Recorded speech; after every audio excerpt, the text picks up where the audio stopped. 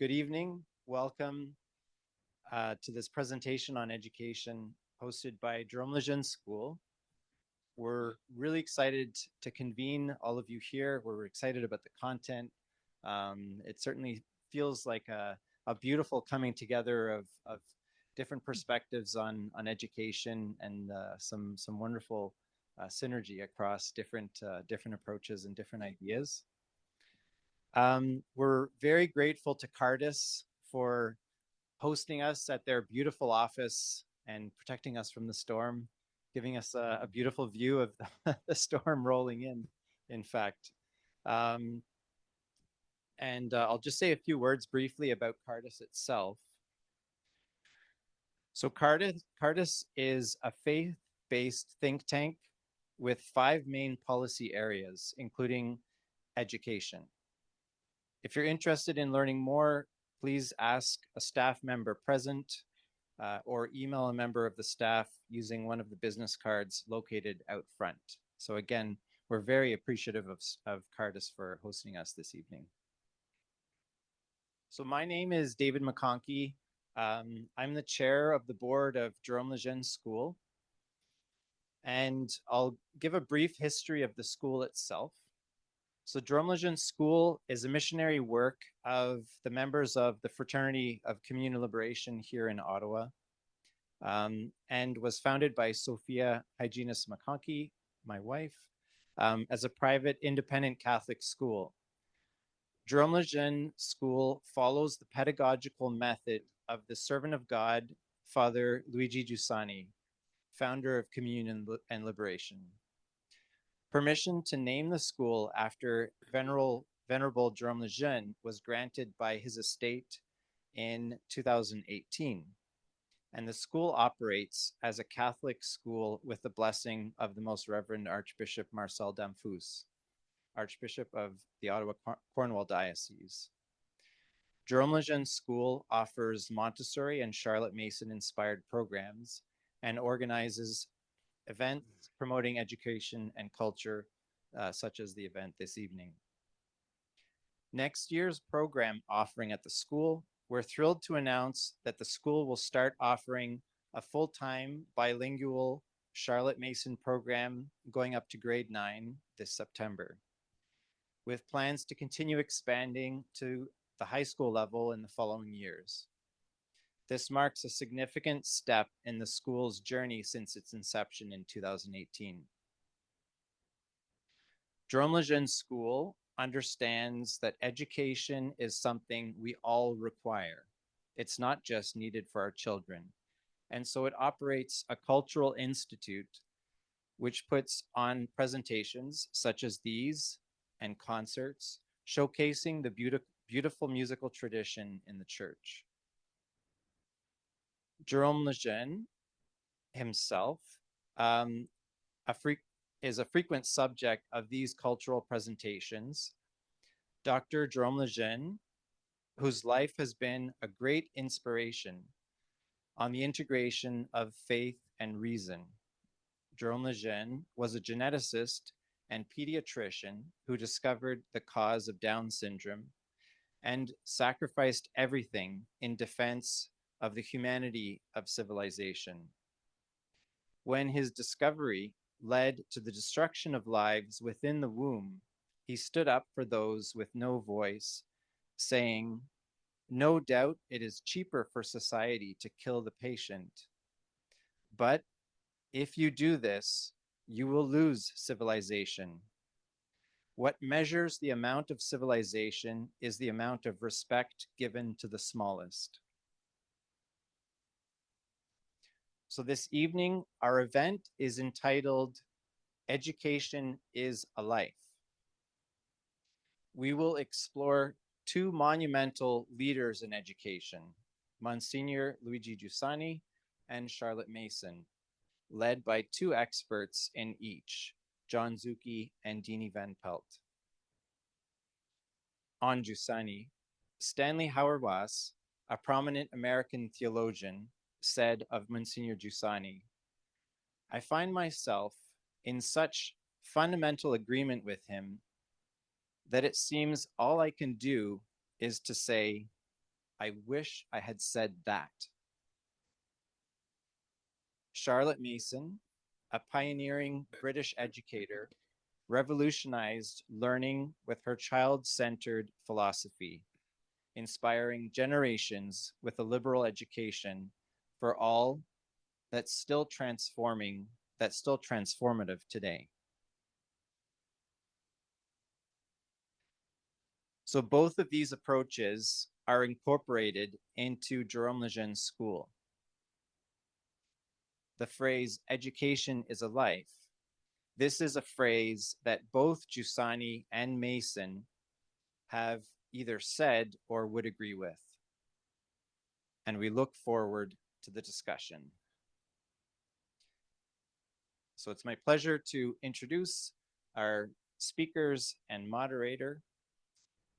So John Zucchi, to my right, is the professor in the Department of History and Classical Studies at McGill University and the National Coordinator of Communion and Liberation in Canada. Deanie Van Pelt is the board chair of the Charlotte Mason Institute. She is visiting research fellow in Charlotte Mason Studies, the University of Cumbria in the UK, and president, Advance Christian Schools Association. She is a leading advocate for school choice and Charlotte Mason's philosophy in Canada. And our moderator is Daniel Richardson, who is contributing editor at Comment magazine and member of the board of directors here at Cardis. So thank you very much. Daniel, it's my pleasure to turn it over to you. Thank you so much, David, and welcome everyone. So I'll begin by explaining kind of the format of how our evening will go. Both Deanie and John will present on Charlotte Mason and Luigi Giussani for about 10 minutes. We'll have a discussion for about 25, 30 minutes, and then we'll have time for questions at the end of that. So with that, I'll ask Deanie to start with her presentation. It's lovely to be here this evening. Thank you so much for making your way. Whether or not you had an umbrella, probably improved or unimproved your evening. It's good to see you. I am with an association of independent Christian schools called Advance. And I would like to take 2 moments of liberty to talk about what it is we're actually doing here this evening. It's extremely odd and strange to start a new school, to found a school in our times, one would think, except it isn't. So at Advance, we deal with independent Christian schools across the province of Ontario. And in the last 2 years alone, we've had 19 schools approach us and we've been able to work with them. Not all have opened their doors, but Advance is 7 years old. And in our first 5 years, we helped existing Christian schools. We had this many phone calls to help start a new school. So you are doing something that is peculiar and strange around the school, but it's also not. You're part of a trend. So I just wanted to say that about the moment that we're in. I just prepared the policy wonk in me. She just couldn't resist to show the trends. Independent public school, the red line, that's the growth in public schools over the last decade, and the growth in independent schools as a whole, not just Christian schools or independent Catholic schools, but the sector as a whole is in significant growth. So you are part of something here when you look at the Charlotte Mason's philosophy or Giussani's philosophy of a trend that is taking hold here in Ontario, but across the country and as well across the continent. The other slide I wanted to show is where does an independent school like this fit on the landscape of independent schools? And Cardis did a study in 2020 analyzing all of the independent schools in the province of Ontario. So there are about 1,600. I think they looked at 1,400 in their study at the time a few years ago. About half of the independent schools in the province have a religious identity. The other half have a special emphasis. A school like this, which would have a particular pedagogical special emphasis, fits in the purple, the violet circle, but because it has a religious orientation, it fits in the other. So I just wanted to share the context and the type of school we are talking about. It's not alone. Clearly, there's nearly 100 that have both a religious and a particular pedagogical approach. But that shows you just where a school like this fits on the landscape in Ontario. So then the last thing, under special emphasis, you can see that parents and school founders in our day are looking at setting up special emphasis schools with a wide variety of approaches.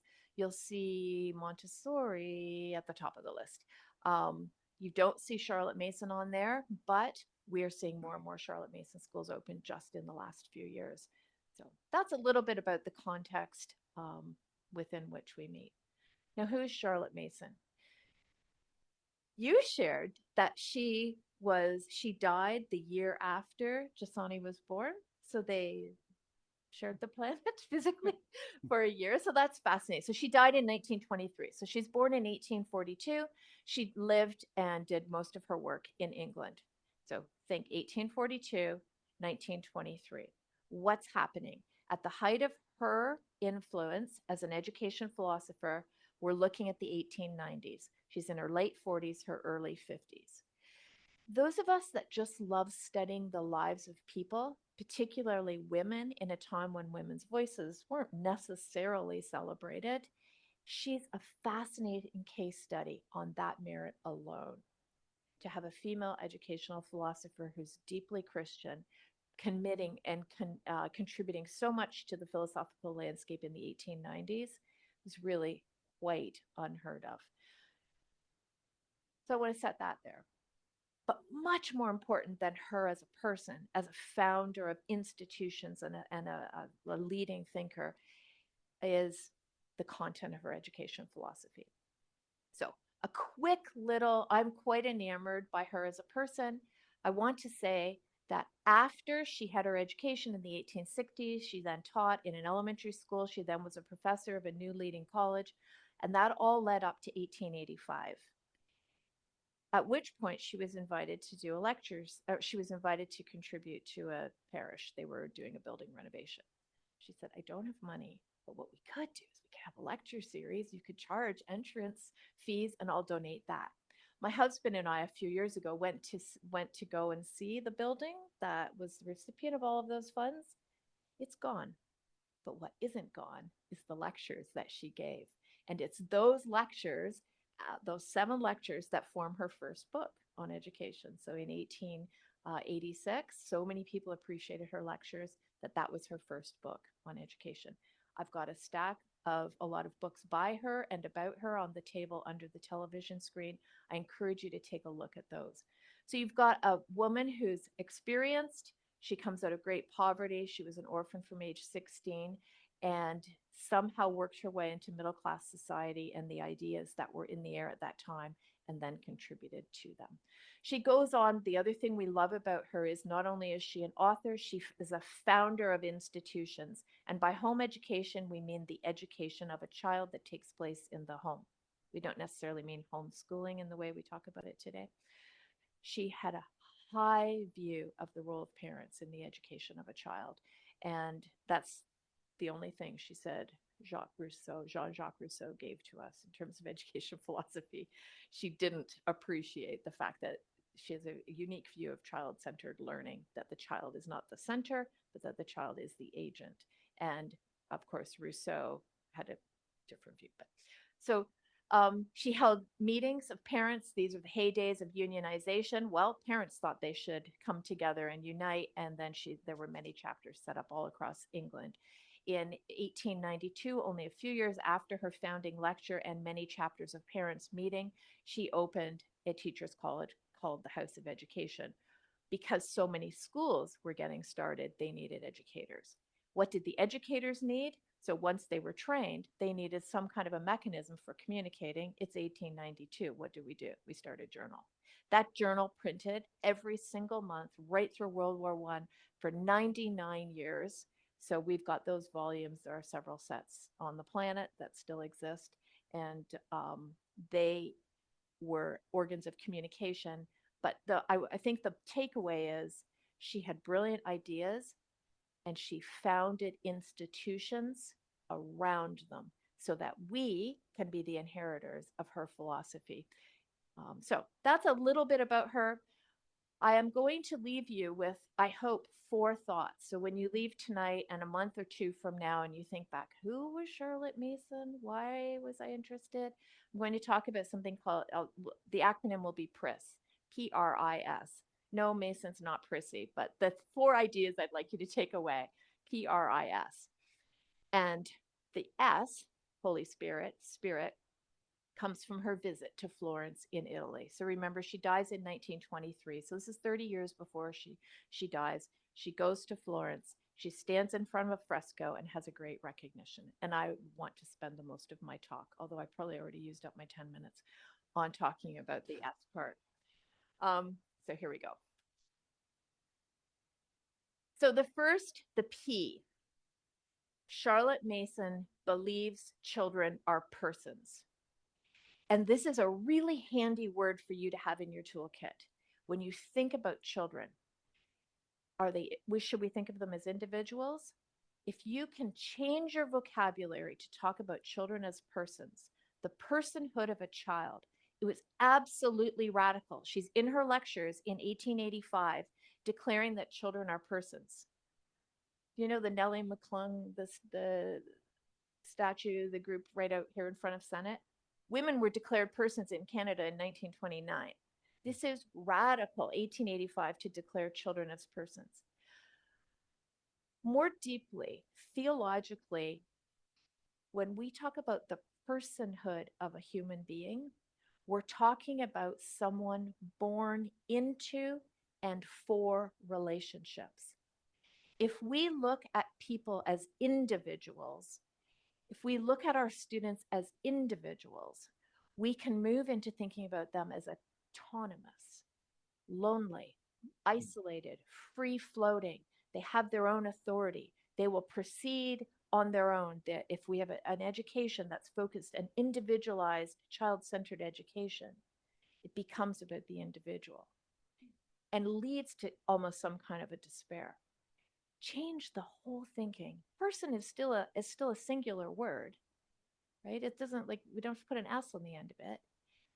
But to be a person means we are born into and for relationships. So that's the P in Charlotte Mason's approach.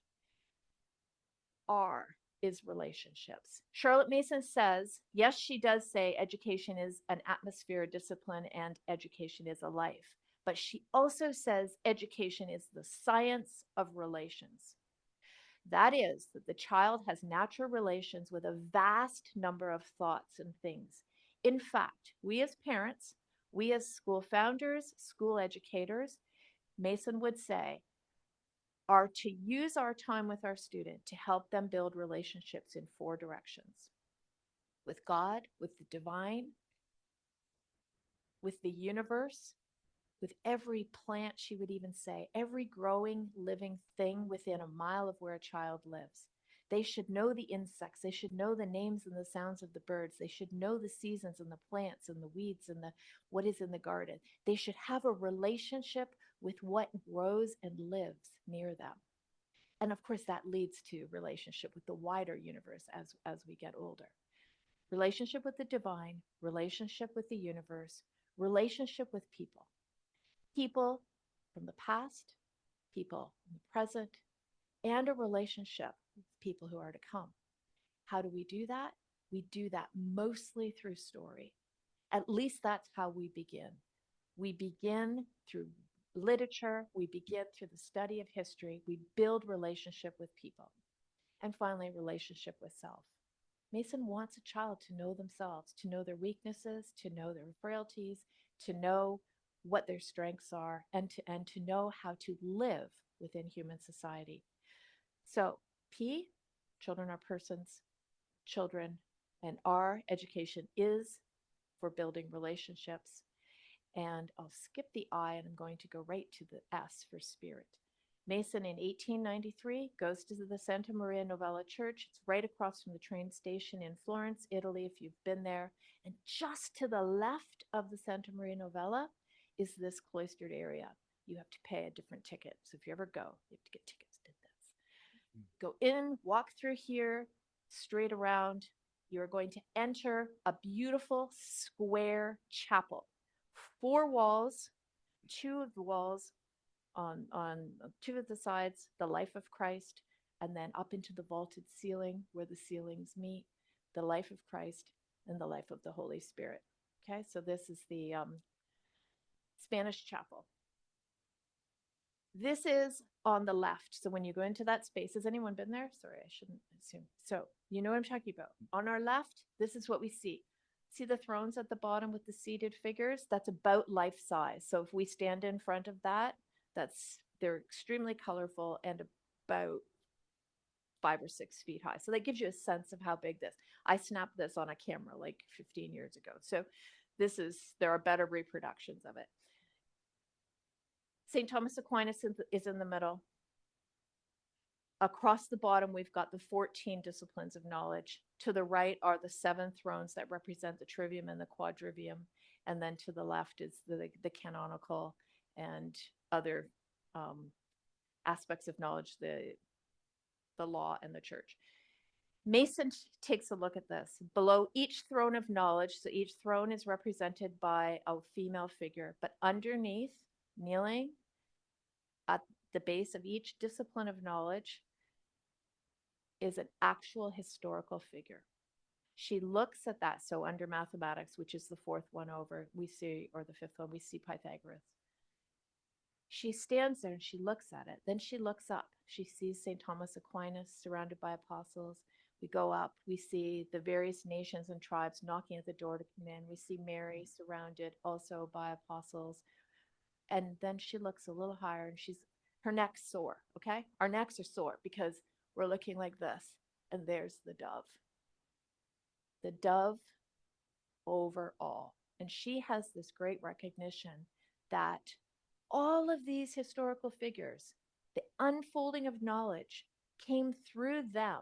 They didn't know God necessarily. They certainly didn't know Christ. Many of them lived long before Jesus did. And she has this sense that all of knowledge that's new to humankind comes through the stirring of the Holy Spirit. And then she goes a little radical on us. And she says this. Sorry, I had way too much fun one dark winter day with that fresco. This is what she says. The great recognition that God, the Holy Spirit, is himself personally the imparter of knowledge, the instructor of youth, the inspirer of genius, that every fruitful idea, every original conception is a direct inspiration from the Holy Spirit without any thought at all as to whether the person so inspired named himself by the name of God or recognized whence his inspiration came. This is what came to her. And then she said, suppose, and now she's talking to those of us that are raising or educating children, suppose we are willing to make this great recognition, how then must we shape our own conduct to make this cooperation active in the classroom space? And I can unpack this for a very long time. I've written a book about it. It's on the table over there. But I just wanted to plant the seed. She has such a high view of the role of the Holy Spirit, not only giving new knowledge to humankind, but also being present with the child with the aha moments, when knowledge is new to the child, so that you and I, when we're the educators, we don't have to bear all the weight of the lesson sticking with the child or of the child understanding. We create space so that the Spirit can work. It takes weight off of us as educators. How do we create space for this cooperation? That's where education is a life really comes to bear. Are we creating life-giving spaces for knowledge to happen? Okay, and then the last thing I do want us to talk about is that 4th letter, the I, P-R-I-S. So the I is ideas. And this is where my friend and I were just speaking earlier about the difference between Montessori and Charlotte Mason. And I could be completely wrong, but Mason has a very high view, I'm not wrong on this, of the role of ideas in the growth of a child. The mind is capable of dealing with only one kind of food, she says. It lives, it grows, and is nourished upon ideas only. Mere information is like sawdust to the body. She wants our children put in touch with ideas, with original thinkers of real ideas. She doesn't want twaddle. She doesn't want poor books. She wants beautiful art, beautiful poetry, beautiful music, well written, living books with glorious language. And she wants the child in touch with ideas. And so I was reading an article about her critique of Montessori earlier today. And she understood Montessori as saying it was through the senses that we learn. And I think she was maybe being a bit too black and white about the role of the senses. But her critique was the senses aren't enough. It's ideas that will nourish and that will help the child to grow, both mind and body. So I leave you with this last quote. It's my very favorite quote that Charlotte Mason wrote. The question is not how much does a youth know when he has finished his education, but how much does he care? And about how many orders of things does he care? In fact, how large is the room in which he finds his feet set? And therefore, how full is the life that he has set before him? Education is a life. We're invited into this, helping children to know, and knowing is actually caring. You can't care if you don't actually know. That is what life is. Thank you. If you would like to learn more about Charlotte Mason, again, got the table. Those are the 3 best books that I know about. Oh, and then a few that I wrote. One is on personhood, and one is on the role of the Holy Spirit in education. And it's part of a series of 18 different books, and they were just published 2 years ago. And these are some of the finest in that set. Again, you can take a quick peek if you're interested in and wanting to take a look. Thank you.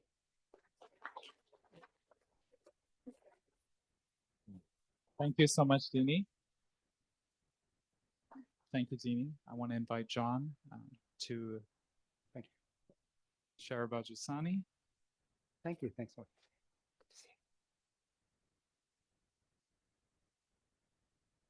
you. Great. Thanks. Thank you so much. It's good to be here. I haven't prepared a PowerPoint. I was telling Deanie and Daniel the other day, I do this for class all the time, so I was going to avoid PowerPoint for once. And the other thing I never do is read from a text when I teach, but we have 10 minutes and I'll never do it in 10 minutes. I don't have everything down as brief as possible. I want to begin by saying, first of all, I really like what you said about Charlotte Mason, the whole question of personhood and relationship, because that really corresponds a great deal to Giussani and his approach to education as well. And I just think, I was thinking of my own career in university teaching, and how there was a path that had to be followed, and that in the early years, as you get into teaching, you're so worried about getting those classes, lectures ready, meeting students, especially particular in your very first and second years, when you're very young and students don't know if you're a student or a prof or whatever, and you're trying to establish some sort of authority in the classroom. You're always worried about how to prepare a lecture, what should go in, how you can you never do enough research, etc. And then reading Giussani and being in a relationship with him, because I knew him personally, I came to understand that what really mattered was that all of this was significant: the research, the writing, the preparing lectures, thinking about these issues deeply, being concerned about getting concepts to the students through the students. This was all important, but the most important thing really was that question of relationship, which called not the students into question, but called me into question, and my own sense of self. Who am I? Was the question I wanted them to actually approach in their own lives. Is the question I had to look at constantly in my life as well. But it made a world of a difference to me. What could be nerve-wracking at first, an experience that of lecturing, that is, became something truly, can I put it, I don't mean pleasant in the sense that one doesn't think about it, but became a true pleasure to teach. I still love teaching students a great deal. One thing that has struck me a great deal about among my students, most whom I find to be really very intelligent, I'd say some truly brilliant, is their desire to learn. I just love it when they really want to learn. I say the vast majority really wants to learn. They're not in there to put time in for 3 or 4 years. And I think it's very positive because it really does signal their sense of freedom, who they are. And they see something out there in reality, whether it's a lesson, a reading, a lecture, a conversation, a topic. They see something out there that's important for them. And they want to follow that tiny or large aspect of reality. And that's how their freedom emerges in all of this, right? At the same time, they also expect so much from the world, and so they should, as I hope we all do as well, expect a great deal from the world, from what surrounds them, from what attracts their interest. But in the midst of this, I also have a sense that they really lack certainty, and that's a real big difficulty, I think, that they find. And I think, at least in my 40 years of teaching, that's a thing I think I've increasingly, at least found as becoming a deeper problem ever more, is this lack of certainty. I remember once how we used to have discussions about certainty, and we'd get bogged down in theoretical questions on, regarding truth and whether there are any truths out there, whether truth itself is merely a construct or something real. In these uncertain times, you know what? We don't talk about that anymore. In fact, in the methodology classes I've taught in the last couple of years, where I'm really the top students really in the program. I've noticed that many students admit there is a truth. There are historical truths, something that I think might have been more difficult to state among colleagues, 40 years ago. And I'm really struck by that. In these uncertain times, I see that these discussions that don't about truth, about whether truth is simply there is a truth, there is not a truth, or whether everything is relative or not. We just don't talk about that the way we used to once, because this always broke down in kind of big arguments and discussions and went nowhere. These students have an existential need for certainty, like anyone, like all of us, I hope, do as well. And when that does not seem possible, well, then something else must take its place. Luigi Giussani's approach to education is based on the Christian experience.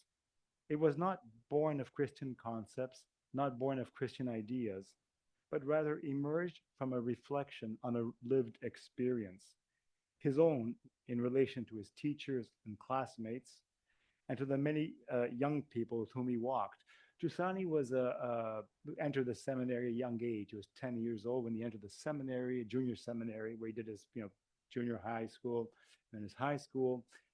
And then, became a priest in the seminary of Milan, which is in about 30, 40 kilometers north of Milan.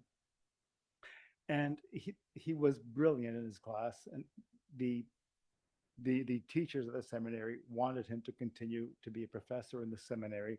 His interests were in Russian Orthodoxy and in American Protestantism. And he wrote a book on American Protestantism, did his thesis on this.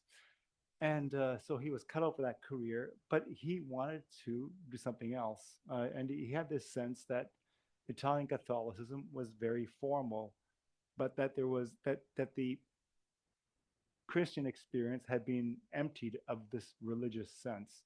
And so he took this decision to go and teach in a high school in Milan. And he developed a way of teaching these students. He did not have a how can I put it, a technique of education, but he had an approach to it, which comes out in one of his books, The Risk of Education, which I think is over there on the table.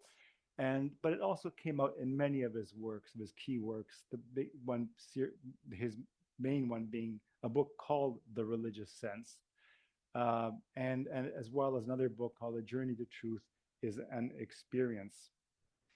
He taught then religion not in a Catholic school. He wanted to go in a public school, and he went to one of the public schools in Milan, which became an area of student contestation in the 1960s. If the Paris barricades made their way into Italy through Milan, and one of the central places in Italy where there was a great deal of political contestation, riots. students. There was at least one student was involved in a political assassination from that school. That's where Giussani taught. His students were, yes, some were Catholics, Protestant Catholics. I don't think that many. Many were nominally Catholic, but there were a lot of Jewish students and Protestant Waldensians in the school as well.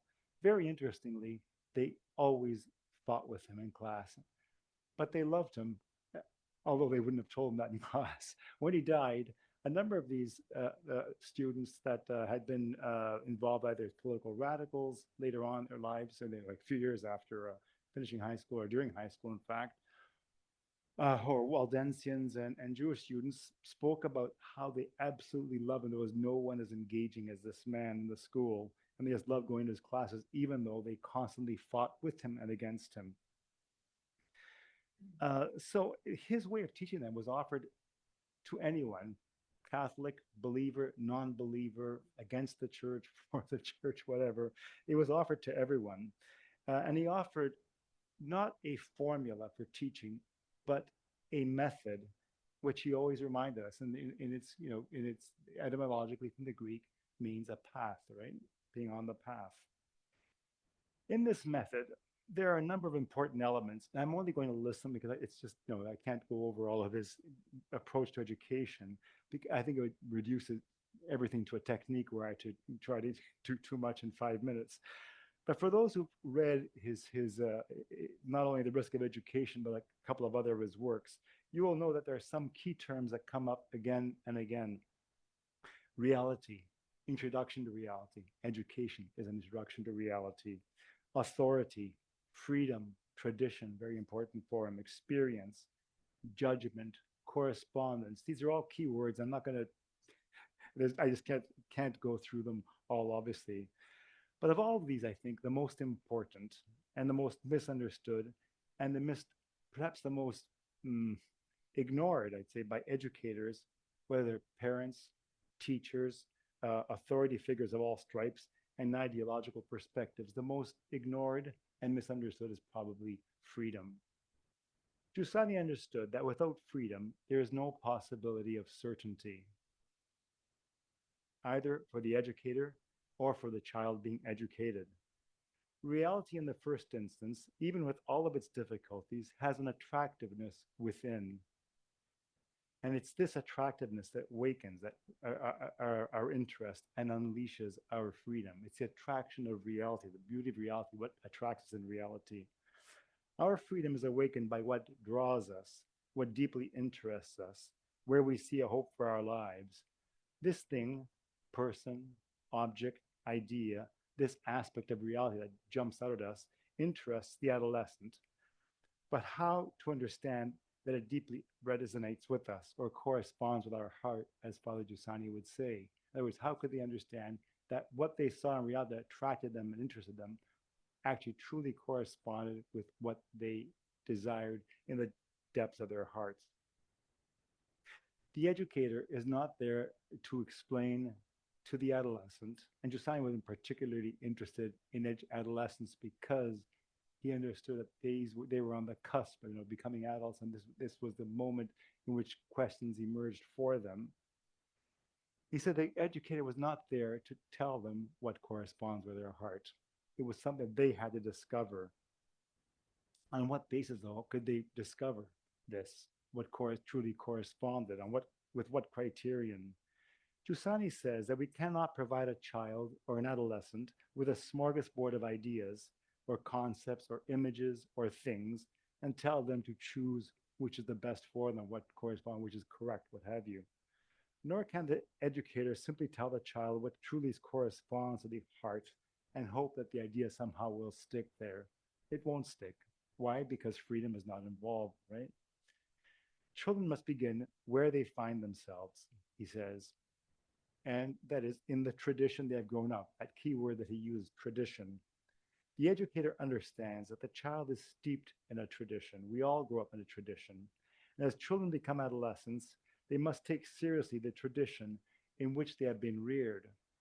And by this, Giussani is serious about this. His was a Christian tradition. That's what he referred to very often.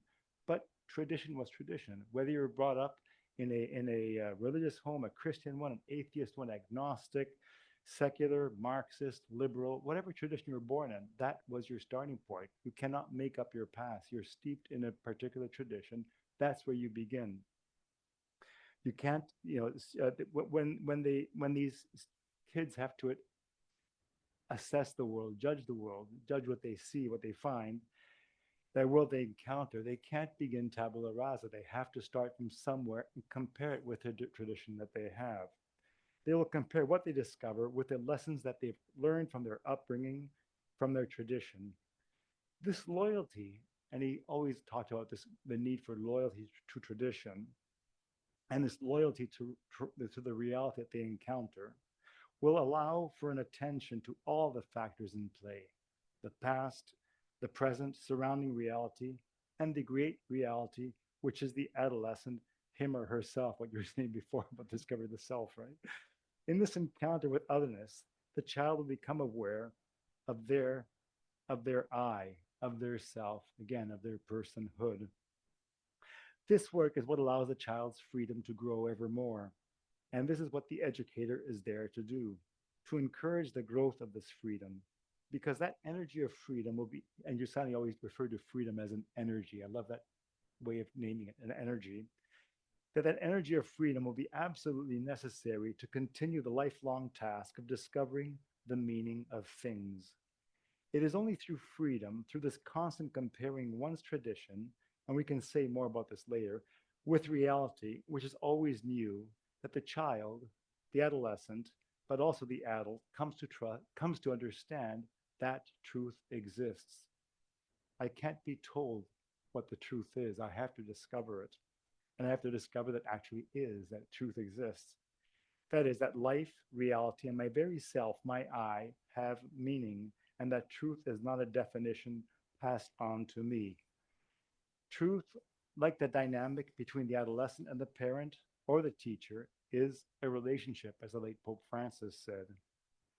The relationship, again, the other key word that I love that Jeannie brought up from Charlotte Mason, the relationship between the child and the educator, parent or teacher, is absolutely fundamental to the process. Again, for Giussani, this is not about cultivating or inventing techniques for connecting with the child or the adolescent. Rather, it's about the parent or teacher as authority embodying the ideals of education. If a parent or teacher wishes to educate a child, they must be truly convinced of the method, not only as a way of teaching, but as their own lifelong way of learning, of discovering the world and its meaning. Giussani had about 90, about, I don't know, about 80, 90,000 people who used to be in CL when he was around, of which probably the majority were young people. And once he was asked on it by a TV, on camera on TV, once by a news reporter asked him, why do so many young people follow you? And he was busily trying to make his way to a meeting, and he just turned around and said, because I believe what I say. He said, this kind of interesting response. And he had a little smirk on his face after that. But parents or teachers, like adolescents, will risk their freedom in choosing what truly corresponds to their hearts in their encounter with reality. To say this is beautiful, to say this is true, this is truly for me, is not a sentimental reflection as we often think. It is an affirmation of something that might even go beyond my schemes, my normal way of looking at things. It might even go against some aspect of my tradition or the way that I've understood tradition or the way in which that tradition has been passed on to me. Here is the risk we take, and this is where the risk of education comes in, right? That one has to affirm and follow something that does not begin from our own reading and understanding of things. It's a risk because it involves our using reason to the utmost, so far as to admit that there is a knowledge that surpasses the capacity of reason itself, all the way to admitting mystery. Often it would be easier to fall back in the old dispensation, as Eliot said in his poem on the Magi. But what allows us to take the risk? What helps us to take the risk when we see the reasons but find it impossible to affirm their value? Not willpower, says Giussani, but a companionship, a community. The adolescent needs to see that the parent or teacher also has a sense of community that that parent or teacher depends on, perceives him or herself as being in a deep relationship with community, not as an idea, but as a vital need for their life, for their lives. Because this is the nature of the link that the adolescent has with authority, with the parent or the teacher. There's one last essential point to all this. The truer the relationship of the adolescents with the parent or the teacher, with their authority, the more they come to understand that authority is not extrinsic to them, but ultimately coincides with their heart. The ultimate authority is the heart. And that's the whole point of education. That is what they most deeply, truly desire for their lives. And that what they desire for their lives is not the first sentimental reflection they have what they desire. The desire itself is something that is mysterious. It has to be discovered by the adolescent as we have to, as it is for the educator. The true educator indeed helps the student to cultivate those deepest desires of the heart. Thank you.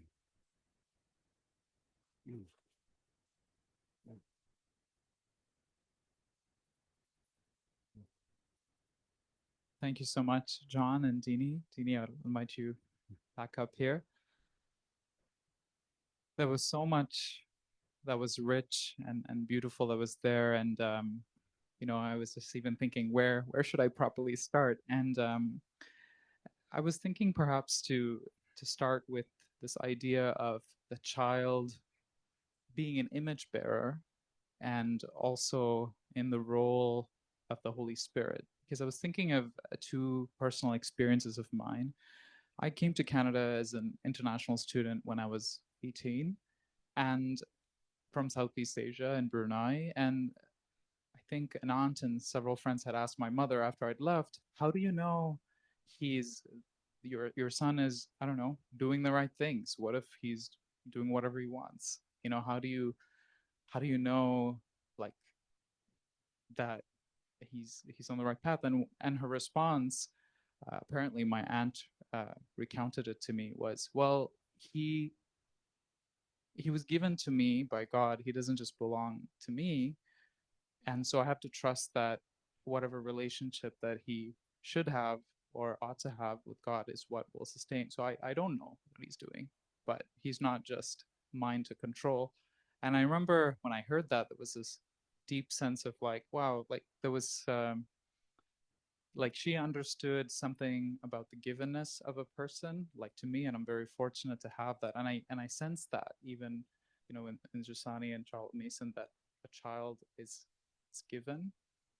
And the second part is I remember from my childhood is having a youth group leader who said, kids, like there is no junior Holy Spirit, in the sense that there's only one Holy Spirit. And if we're going to talk about the fruit, we were talking about the fruit of the Spirit. It's like, all of those things apply to all of you. So you're not going to get a lesser version of the source of things. So I guess these two things, our givenness of each person, each child, and also the thing that generates us, which is the Holy Spirit. I'm just thinking, the thing that really strikes me is that you're saying the most decisive gift the educator can make is, this awareness of the being of someone being a child of God. It also educates the educator, and it's not this one-way information dump. A child is not an engineering project or an object, and I feel like that's quite different. And so I would like to explore that more with both of you, if you could say more about that. Can we first talk about your mom? She's beautiful. I think you've got more responsibility in life because you have a mom who was so wise. So sorry to add to your weight, but yeah, that's really beautiful that she had such a sense of that and that you were raised. It does give you more freedom and authority in a way, doesn't it? It's really beautiful. Yeah, and no junior Holy Spirit. The Spirit will work with us at such a young age. And I think that's one of the things for me when I became a mother was to watch, to receive the very wise questions a 3 or 4 year old can ask, and to just be like astounded that, I was a professor, I was teaching education psychology, and we had all the stages of development and, even some of the classical education theories. It's only at this, like the older years, that they would be able to be rhetorically capable of this deep analysis and thought. And then my 4 year old would ask some of the wisest questions. And I think it was also at that time when our oldest was 5, that I met Charlotte Mason. And because I was so perplexed myself at how much wisdom a young child can actually have. And Mason helped me to understand that. It is the Holy Spirit moving. And they are persons. They're ignorant, Mason would say, in the sense that there's much knowledge that they still need. And we will walk along with them to ensure that they have the knowledge that they are inheritors to receive. But I don't know if that gets to it a little bit, but I learned through Mason's eyes to respect the personhood of the child. And that's so life-giving because together we are journeying, and that journey together to see how the Spirit works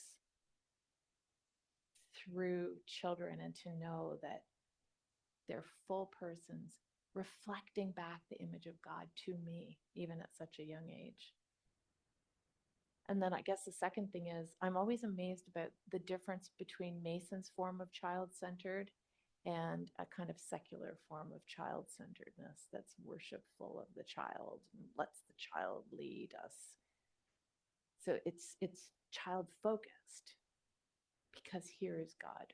Here is an image bearer of God present with, as you say, the Holy Spirit. I feel like I could ramble more about that. Yeah. No, I like what you said right now about this child focused, child-centered, child focused. I really, one thing that strikes me about especially smaller children is, but it's true of university students, high school students, or any adult also. I think they're always aware when you look at them uh, with that sense of mystery, that they are a mystery, in fact. And children, the smallest children pick it up as well. They understand there's something special, at the same time not having that kind of not having that kind of sentimental centeredness child centeredness you're talking about before, but that they understand their own significance in a way there. But they also, what's signaled to them is the work that we as an educator or an adult is doing, are doing with them. That we see that what we try to impart to them is something that we are trying to live ourselves. That sense of the mystery of reality, that reality has a meaning. I just remember just my own children when they were small. Two things struck. I remember two things like little sparks out there. But I remember one of our second son when he was, I think, 3 years. No, not even 3 years old, 2.5 years old. One night before going to bed, called his mom and my wife into the bedroom, and he just looked at her, and they just looked at her, and as just like a one-liner, just said, "God is more than everything." And then he just closed his eyes. But how significant was that line philosophically? How significant that line was. That somehow, without saying, "Oh, that was a great line," but we tried to make him understand how significant what he had just said was, something that went beyond him. Right. The other story was from our eldest son, who was then also about 2.5 years old, 3 years old maybe, and he met the woman across the street, and he told her that he was going to Vermont from about an hour and a half drive from Montreal for lunch with his parents, right? And she said, "Oh, do you know where Vermont is?" "Yes." And she said, "Where is it?" He goes, "My mother knows," he said. Again, this idea of dependence for knowledge, that one is completely sure of one's knowledge, because of the relationship in which they find themselves. That if my mother knows, then I know somehow, right? That there's something in that. Again, in our dealing, with him, then we tried to let him know how significant what he had said at the time, right? I think kids see how we see them as mysteries. In fact, if we do see them, look at them in all the depth of their mystery.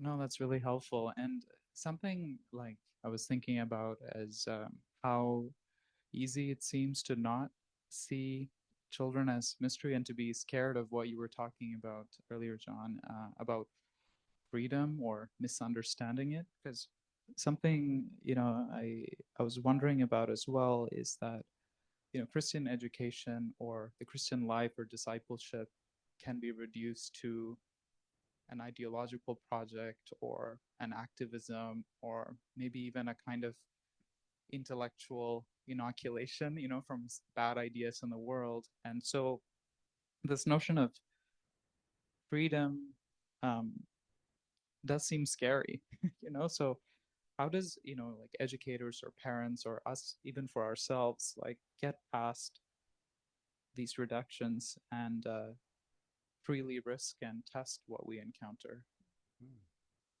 Good question. Do you want to start? Start? Okay. I don't.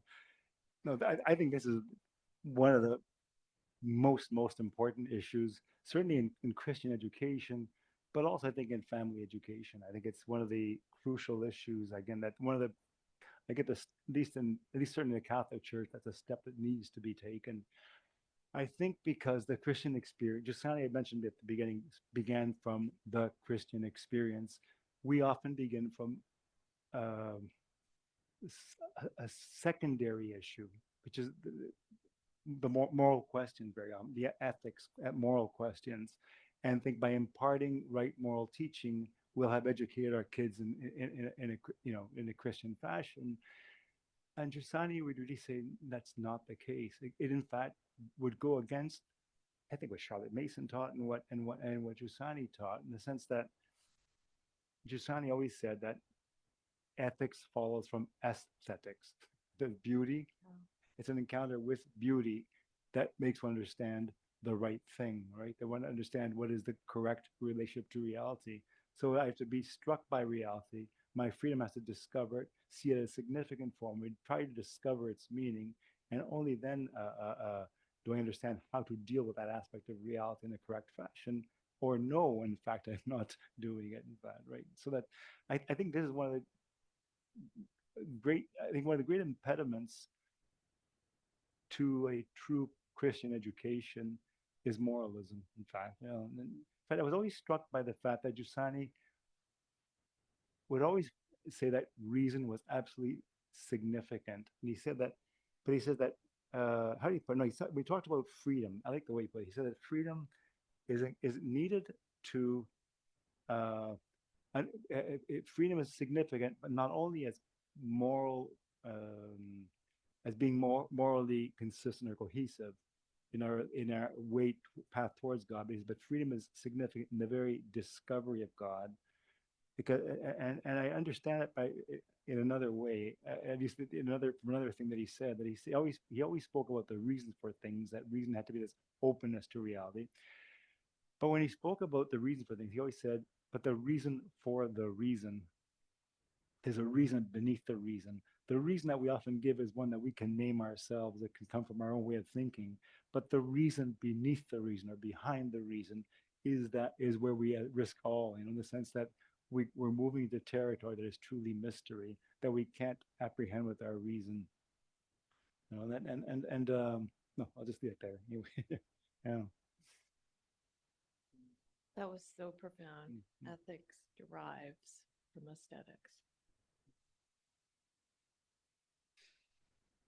Mason would say that ultimately the purpose of education is to lead a child in their ability, or one of the key purposes for education is to lead a child in their ability. It's the acceptance or the rejection of ideas, so that they have a sophisticated ability to know which ideas to accept or reject, not because they're told to, but because they are able to. And the way to that is through a very broad and generous curriculum. but I mean, that's the aesthetics part of it, right? That's just so the broad exposure to ideas, the beautiful. And so that's through all of the subject disciplines. And that's so counterintuitive to what goes on today. That sense of the broad, the humanities being so deeply respected, the arts being so critical to the formation, the freedom that a person then has because of their exposure and then their ability and judgment. Hmm. So it's an interesting The connection. yeah. Something I also wanted to ask both of you is about the role of authority, because I'm recalling a conversation I had with someone close to me, and I'm he sorry, was Mr. The role of what? Sorry. the role of authority. Authority. Yes. Yeah, and I was just thinking about a conversation I had with someone close to me who said, I think it's just talking about being a parent and being a father. I think just musing about, well, who am I to really share or say anything or impart anything, because I don't even know what I'm really doing, you know. And it was a confession of where this person was at. But one thing that struck me was like, oh, that's interesting, and because I feel like the same person may not have said the same thing about their profession, for instance, because they wouldn't say, oh, well, like, I don't know everything about my field, so I'm not going to do anything at all, or who am I to say anything? And yet there seems to be, here this lack of certainty, or like, who's to say, the sense of maybe a skepticism, or maybe in its extreme form, like a kind of nihilism, perhaps can affect not just parents but educators. And so what can I offer to the child, or who's to say what? So how would you say the role and source of authority like work for Giussani and Mason, and how could we find perhaps something, a better criterion of authority in education?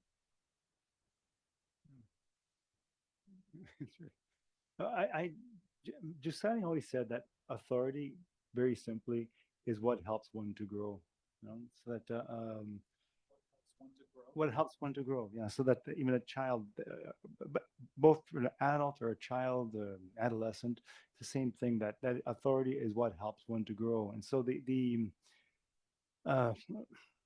it would seem to me that from little I know Charlotte Mason, she would see very eye to eye with Giussani on this question of authority. That authority is not the one that's there to the person that's there to tell one what to do, but is actually in a relationship with that child, and helps that child to grow in such a way that child then develops that freedom and is able to see truly what to discover the meaning of things, or to go deeper in the discovery of meaning of things, because through this path of what Giussani called correspondence. So what really resonates, if you will, with the heart, what really resonates most deeply with the heart, to the point that, and what resonates with the heart is not the thing that I agree with, but it is a discovery. Giussani would talk about an assimilation of the knowing subject, the child, with the object, that aspect of reality out there. There's a unity that develops between the two in that instant. There's something miraculous about that, right? And I think, as Giussani said, any discovery, any new knowledge is always an event. Mm.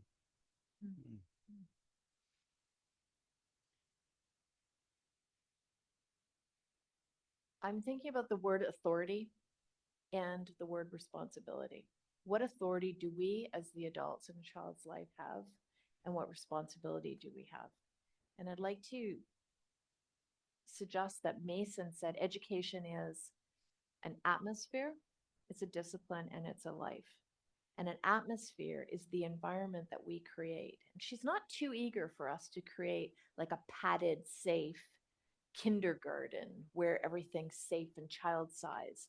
She actually wants us to have children in environments and atmospheres that reflect and help the child bump up against the realness of life.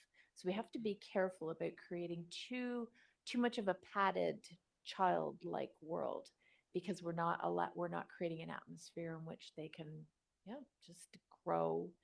And so the authority of the parent, the responsibility of the parent and the teacher to create an environment, to the metaphor she uses all the time is banquet. So you're going to remember Pris, but then you're also going to remember feast or banquet. We have the responsibility to set the banquet. Well, we have the authority to do that. And there will be, like that feast, the 3 tables over there of books, we laid out a feast for you tonight. There are many books that aren't there. And we, as the adults, have the authority to select and choose which will be the items that will be presented at that banquet and which will be left out. So in that way, there's an authority. Now, what we do then with the text, so let's take the biblical text. We have authority to expose the child to the biblical text. She would suggest along your line about the moralism or the moralizing, we read the text to the child and we be extremely careful about explaining it. We let the text speak and we use a lot of silence. We've had the authority to present the text, we read it with them, and we're very careful about what lessons need to be drawn from it for the child. There's one other line that Charlotte Mason has that sticks with me, and I'd like to try it out on you. Tell me what you think. I don't usually speak in negatives. I talk about what we ought to do, not what I talk about what I'm for, not what I'm against. But this is from the Gospel of Matthew. Mason derives a code of education directly from the Gospels, Matthew 18 and 19, expressly laid down by Christ. It's summed up in 3 commandments, and all 3 have a negative character, she writes in 1886. This is actually in her lecture series. As if the chief thing required of grown-up people is that they should do no sort of injury to the child. And here they come. Take heed that you offend not, despise not, and hinder not one of these little ones. And this author, a wise woman, Elaine Cooper, goes on to explain that. So we are not to offend, despise, or hinder children. An offense, Elaine says, literally means a stumbling block which trips up the walker and causes them to fall. We offend when we laugh unkindly at children, or give unwholesome food, or unwise disregard of the simple laws of health. In the intellectual realm, we offend when we give children twaddle. That's Mason's word for poor books. We offend their affections when we have favorites among children, and these offenses can lead a child into anger, jealousy, greed, disobedience. Parents can also despise their children when they do not give them the best of themselves, when they are frequently inattentive, when they do not guard them against bad influences. And the last commandment, do not hinder the children, refers largely to overlooking or making light of the child's natural relationship with God, or even putting obstacles in the way. The mischief, she suggests, lies in a foolish understanding of the child, in the notion that the child can have no spiritual life until it pleases his elders to kindle the flame. So does that get at it a bit in a sideways sort of way, the authority that the parent has? Yeah, no, it does. It reminds me of the old refrain that, God does not have grandchildren. It requires, a filial relationship for each person. It's not just something automatic in that sense. No, that's very helpful. It's very beautiful. And the last question I have before I open it up is there's a common, perhaps, thinking that independent or Christian education is like a private quest for excellence and fulfillment for maybe a niche group of people. So the question is, what does like true education, authentic religiosity mean for the common good, and how can it be lived with and for others in in a society, in a pluralistic society. Give us a second. One of Charlotte Mason's contemporaries, or two of them, Lord and Lady Baden-Powell. Those names ring a bell? They started the guiding and the scouting movement. She wanted children to be useful and to be prepared. She wanted them to be able to contribute to the common good and to life lived well together. So there is that utility focus of a well-educated person. A well-educated person is ready to contribute and assist whatever the need of the community or the society or the country in which they live.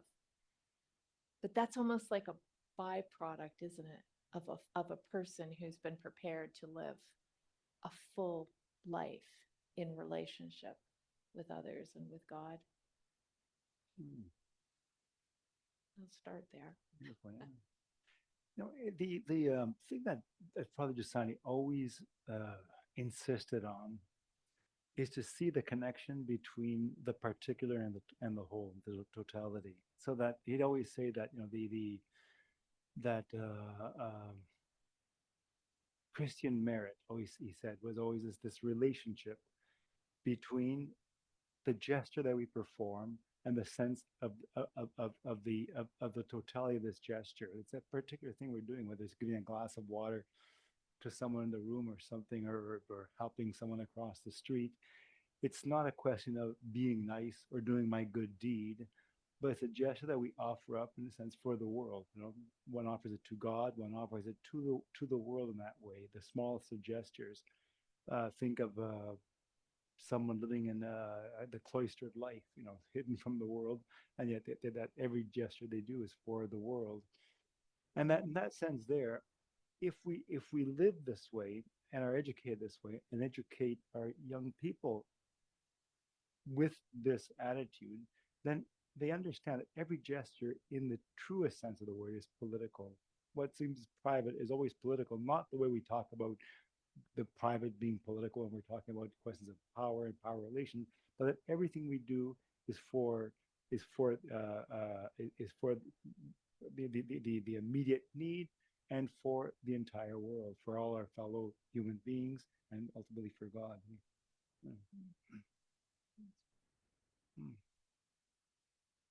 Thank you. Now we'll open it up to any of your questions. So please raise your hand and David will bring a mic to you. Just a comment, I guess. Would you say that the part of the reason for the failure of the public system is because they take a curriculum over here and they force it on the child, but the private system is focused on the child, and they end up here, with these requirements. So it's reverse. Would you say that's part of the kind of the insight on that? May I restate your question? Sure. When we're involved in Please. education, that puts the system first before the child. There can be a serious mismatch that the child is disregarded and disrespected as a person. I think we can have that in both government provided systems or in independently provided. We get very enamored, as much as I believe in building institutions, because then they outlive any of us. I'm very committed to that in my own life as well, building good institutions. But if the system or the institution and its processes come first, and we forget that we're building these so that we as humans can live together and have a flourishing common life, and therefore not putting the person first, then we're getting things wrong. And I often think that is why people do start new independent schools. There was a place where the system came first, and not the child. Yeah. Wonderful. I agree totally with you, Dini, on this one. Just totally. And also makes me think of one thing that Pope Benedict said.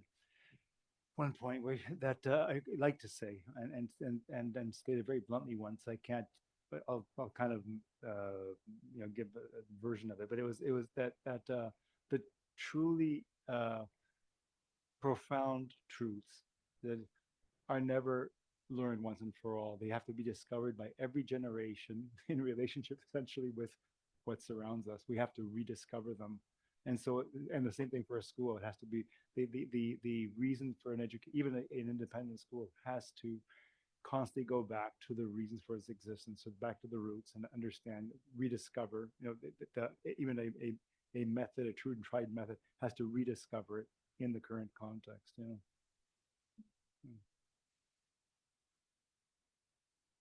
Thank you for the talk from both of you.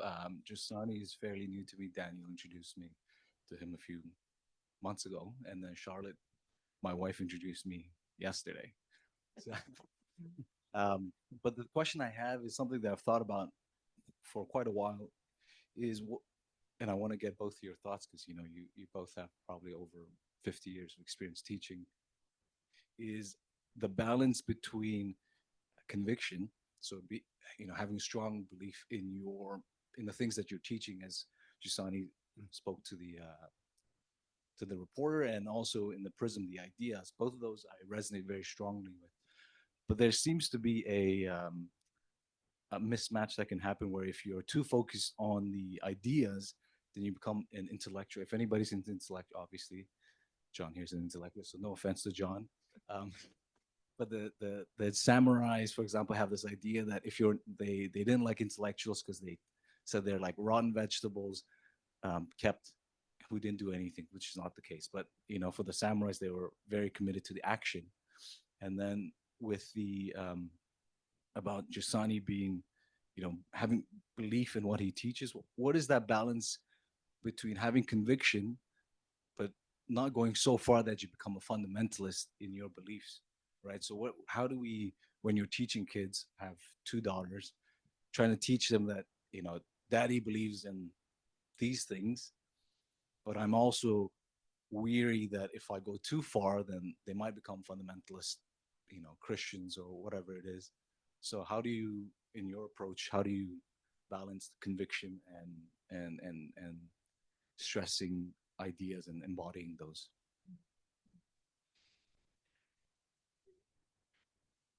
If I'll just go, if I think if we are true to ourselves and true to reality, we allow will be so simple as to allow even either our convictions or the way we understood the things that we're convinced about, to be called into question. And I think it's a constant. It was what I was just saying right now by the Pope Benedict's statement that these truths have to be rediscovered on a daily basis, reconquered on a daily basis, because reality constantly changes. Let me give you one little example. I'm from Toronto originally. I went to Montreal. Soon after getting there, we began meeting friends, and there was one francophone couple from near Quebec City that were in Montreal for a few years, and we became really good friends. And the wife, it was a married couple, and the wife in this couple said that she had told her family back home that she had these Anglophone friends, and they were shocked. They said, "How can you possibly do this?" And she said, "But we're friends," she said. And her sister said, almost very kind of sadly, and then with realization, kind of a new sense self-realization, she said, "That's true. I've always been kind of despised Anglophones. I'm not despised, may have been a strong word, but wasn't particularly enamored of Anglophones. But I remember actually becoming friends with one summer, and it made a huge difference." So, in other words, our convictions can be challenged by being true to the reality before us, and not, we're always rediscovering the convictions. We're not you. If we're in a true relationship with the reality, we don't apply conviction, we don't apply ideas, we don't even apply Christian concepts. That's wrong. One goes there with one's tradition, Giussani says, and that tradition is constantly discovered and questioned, really, in the relationship with everyday life. I think possibly by zooming out and looking at principles And then how will they be applied? Charlotte Mason, for example, gave us 20 principles of she calls it her education synopsis. The way that we apply them, every country across the world that uses the Charlotte Mason approach, and she shows up throughout the whole 20th century and now really in many different cultures and places. It's the application of the principles. So there isn't one fixed, rigid, fundamentalist book list, for example. If this is the goal, that it would be like a life-giving book that would teach about the history of a country, well, we'll have lots to choose from. So we set a very wide banquet within these principles. And then we watch with amusement to see which our children gravitate towards. Charlotte Mason would love you to read more literature, maybe, than books that have a lot of information in it. But when you see your child pore over a book with little tidbits of scientific knowledge, and you see how it makes a whole field of knowledge come alive to them, I'm not going to become fundamentalist and say, oh, but that's not quite the literary language I'm after. So we're always looking for the feedback from the child, because again, it's the child that we're looking to see where the life is and what they're gravitating towards. Thanks for the question.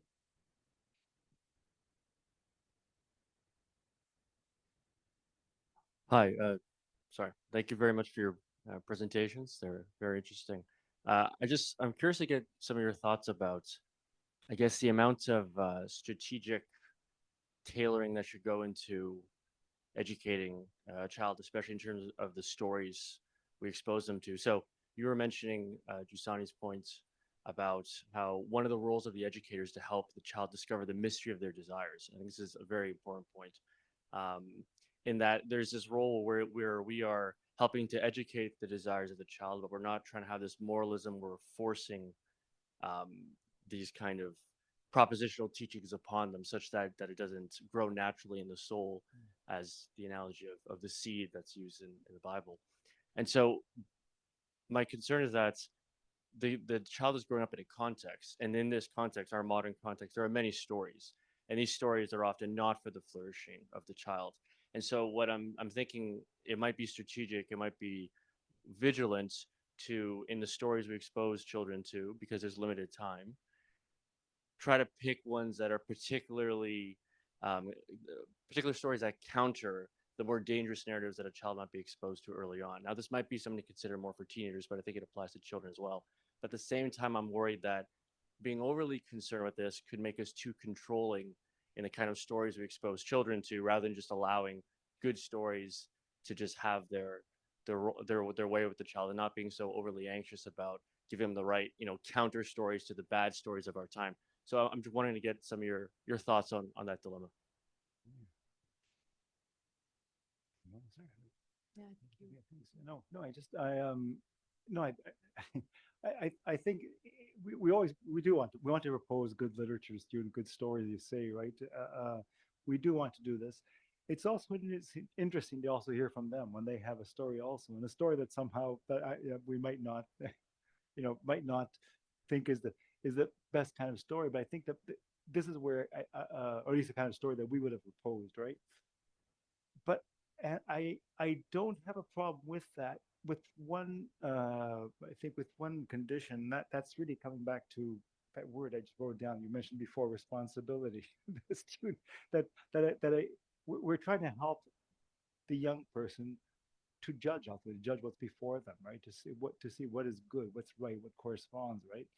And if they have something that would appear even to us to be, not perhaps the kind of story we would have picked, or the narrative we would have picked, what have you, that they give reasons for what do you see in the story? Why is it significant? In other words, that they have to judge, or even when they're looking at their own lives, that when they're saying that,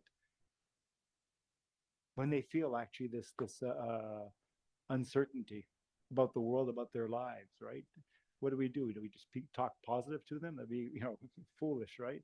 But even there, we have to help them to judge everything about all aspects of reality, including themselves. That uncertainty that they feel. What's wrong with that uncertainty? What's wrong? What's wrong with it? Is it perhaps an advantage? Is that uncertainty something positive, that finally you see that you need more than than what you think you do? That there may be something else that you're looking for, right? I think that all the things that we want to give all kinds of, like we'd like to give positive things to these young people, and we should, I think. But I think we also have to allow them to take different paths with that one proviso, that they actually have that responsibility that they respond to to the reality they encounter, that they have to judge, they have to learn how to judge, and that's where authority comes in. It becomes very important in their lives. Simply asking them, why is this important for you? What do you see, or what does this introduce that's new for you, that's significant for you? That's a very, very important step. They have to take, certainly as adolescents, they must take that step there. Otherwise, they really do risk, I think, living in great uncertainty. They just throw everything in the basket and never, assess anything, right?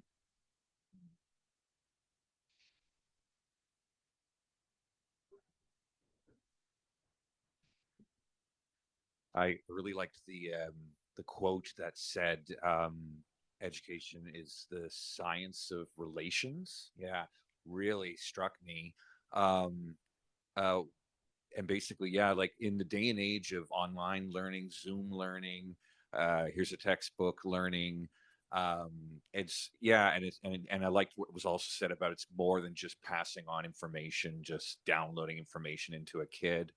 But so in this day and age today, there's so much talk about artificial intelligence teaching kids and youth. And so what? But going back to that quote, right? And I heard it said as well that teaching and education, it's more about like showing kids how to be human. Like, and so much of what you guys have said tonight sort of just speaks to that. That there's so much you're saying about that's so much more than just information and knowledge. So yeah, what would you say is the role of the educator or the teacher um, in light of all these other ways that people are advocating for to educate our children, particularly artificial intelligence? I know in some rural parts of India, for example, like they are already using artificial intelligence to teach children due to lack of teachers. So, and some people are very championing that and advocate for that. So, I'd like to hear your thoughts on just like the human individual who's the youth pastor or the teacher or other person in the kid's life or the youth's life. I'll start. I'm really interested to hear from your perspective as well. Charlotte Mason says a teacher should be masterfully inactive. So that is contrary to some of the movies, right? The great teacher movies that we see where the teacher's up on the desk and changing the lives of the child. Like, she wants us to create the environment, create the place where the relationships can happen. So through literature, we read together. We didn't talk about some of her methods, okay? I should mention short lessons. We do the reading and the child tells back. Narration, oracy, narration, telling back what they've heard. It's not a test to see what you know, not to see what you remembered.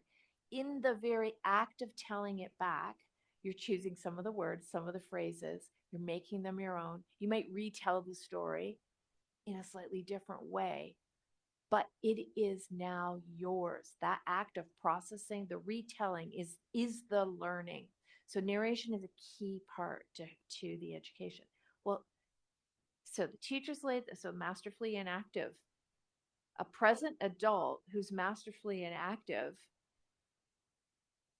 Okay, well, what's the need? Well, it's that wise attentiveness to what is laid before the child, the selectivity, the laid before, asking, now tell back. Share what you learned from that story. Share, tell back the life of so and so that we just read. And a final examination for Mason could be months later, and it would just be tell all that you know about Napoleon.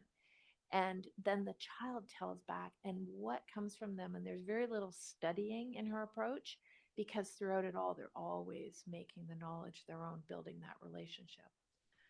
So the role of the educator is already a guide. It's not the sage dispensing the knowledge. It's walking alongside, being witness to the child, confronting ideas, processing, accepting, rejecting. It's such a great question because with homeschooling, we also have the parents often not available, right? So the child really is doing a lot of self-education. But it's not without the presence of people and the intentionality of building the relationship with persons, past, present, and future. So self-education can happen whether it's right through an AI instructor or through a really well-written, text or self-guided.